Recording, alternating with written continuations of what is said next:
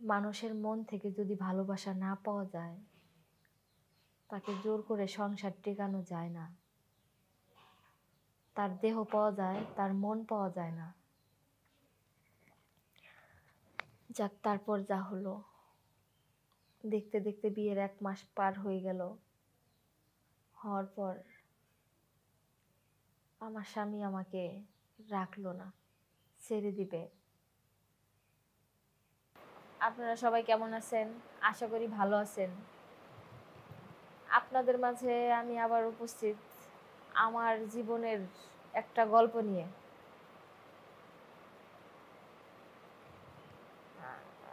তো গল্পটা অবশ্যই আপনারা মন দিয়ে শুনবেন, তার কারণ হইতে পারে আপনাদের জীবনের গল্পের সাথে মিলে গেল।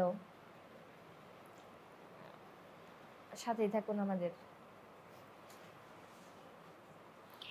আমার বিয়ে হচ্ছিল না, তাই আমার দুলা ভাইয়ের কথা মতো একজনের সাথে ফেসবুক প্রেম করি। প্রেমের টানে একদিন সে আমার বাসায় আসে। ভাইয়েরা সবাই মিলে আমার সাথে যুক্তি করে ছেলেটার সাথে আমাকে বিয়ে দেয়। তারপর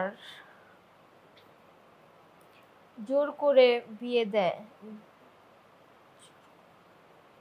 জোর করে বিয়ে কি আর টিকে? না। তার 1 মাস পর তালাক দিয়ে দেয়। আমার বাবা এর বিনিময়ে কিছু টাকা পয়সা পায়, কিন্তু আমার জীবনটা কি হবে?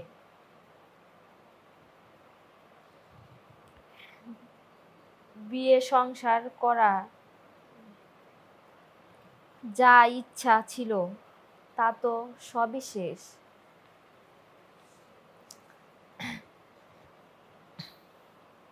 কেমন বাবা মা হলে এত বড় একটা খারাপ কাজ করতে পারে? আমার বিয়ে হচ্ছিল না, সেটা তো আমার কোনো দোষ না,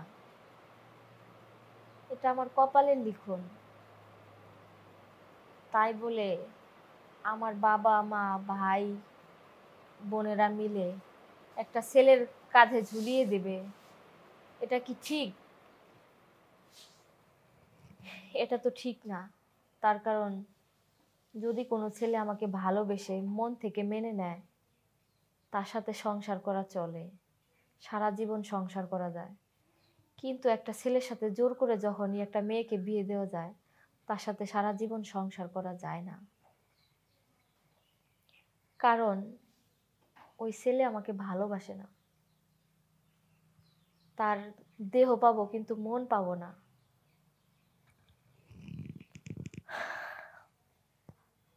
তো বিয়ে দেওয়ার পর যা ঘটলো, 1 মাস ভালোই কাটতে থাকলো। একটা মেয়ের বিয়ের পর যেভাবে তার সাথে সংসার ঘর বাঁধা যায়, আমি সেই চেষ্টা করলাম। ভালোবাসছিলাম অনেক, যে হয়তো বিয়ে হয়েছে, সেও আমাকে ভালোবাসবে, আমি তাকে ভালোবাসবো, সারা জীবন ভালোবেসে একসাথে সংসার করব। কিন্তু না, তার আমাকে, আমি যেদিকেই চলি না কেন তার কোনো কিছুই পছন্দ হতো না। দেখা গেছে শুইতে গেলে এদিকে না ওইদিকে, এইভাবে না ওইভাবে, চলতে গেলে এইভাবে না ওইভাবে, ওইভাবে না ওইভাবে, মানে আমি যা কিছুই করতাম তার, আমার সব কিছুই অপছন্দ ছিল তার কাছে। এইভাবে কি আর সংসার টেকে বা টেকানো যায়? না। কারণ মানুষের মন থেকে যদি ভালোবাসা না পাওয়া যায়, তাকে জোর করে সংসার টেকানো যায় না।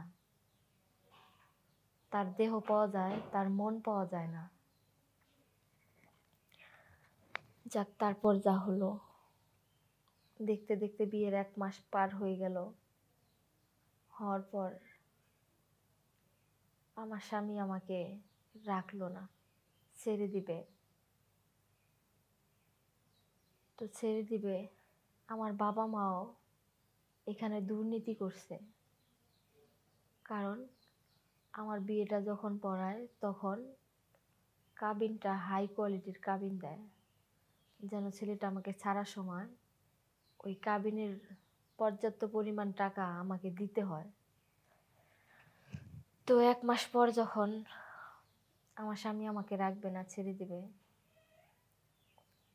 তখন আমার বাবা মা সাধ্যমতো কাবিনের টাকাটা তারা হাতিয়ে নেয় আমার স্বামীর কাছ থেকে। আমার স্বামী কাবিনের টাকা দিয়ে সসম্মান মতো ছেড়ে দিয়ে চলে গেছে। কি হলো এত টাকা কাবিন দিয়ে বিয়ে করে? কাবিন যা ছিল সেই টাকা পুরোটাই দিয়ে তো আমাকে ছেড়েই দিল। মাঝখানে কি হলো? আমার জীবনটা নষ্ট হয়ে গেল। কারণ না হলো আমার সংসার, না টিকলো ভালোবাসা, কোনো কিছুই হলো না। মাঝখান থেকে আমার জীবনটা শেষ হয়ে গেল।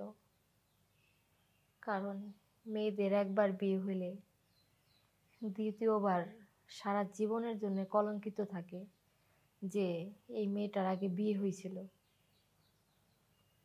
তো ছাড়াছাড়ি হওয়ার পরে এটা কেউ দেখেও না, বুঝেও না যে এটা কি মেয়ের দোষ ছিল না ছেলের দোষ ছিল। কিন্তু আমাদের সমাজ, পরিবার সবাই কি বলে যে মেয়ের কোনো দোষ ছিল, মেয়ের কোনো ঝামেলা ছিল, এই কারণেই তার স্বামী তাকে ছেড়ে দিয়েছে। আমার বাবা মা তো এটা বুঝলো না।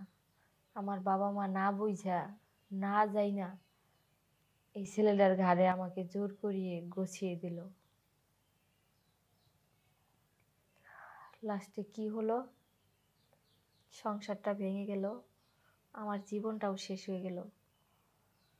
এখন না আমি বাইরে চলাফেরা করতে পারি, না আমার নিজের মনে কোনো কিছু করতে পারি। তাদের বন্দি ঘরে আমাকে থাকতে হয়। সমাজ আমাকে ধিক্কার জানায়।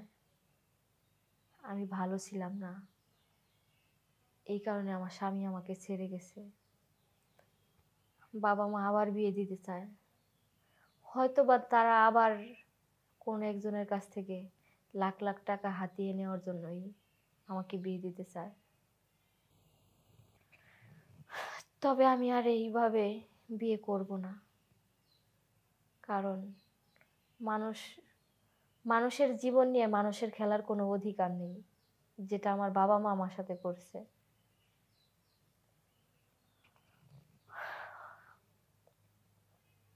তাই আপনাদের উদ্দেশ্যে বলা যে আপনারা আপনাদের ভাই বোনকে যাকেই বিয়ে দেন, বিয়ে করান, সবাই একটু জেনে বুঝে তাদের মন যাচাই করে তারপর কাজটা করবেন। তাতে দুইজনেরই ভালো হবে, সুখে শান্তিতে থাকবে। তার কারণ ছেলের যদি মেয়েকে পছন্দ না থাকে, মেয়ের ছেলেকে পছন্দ না থাকলে ওই সংসার কোনোদিনও টিকবে না। আর আপনারা যত টাকা কাবিনি দেন, কাবিনে কোনো কিছু হয় না, কাবিনে কোনোদিন ভাত দেয় না। সবাই যায় না বুঝে বিয়ে দিবেন। আল্লাহ হাফেজ।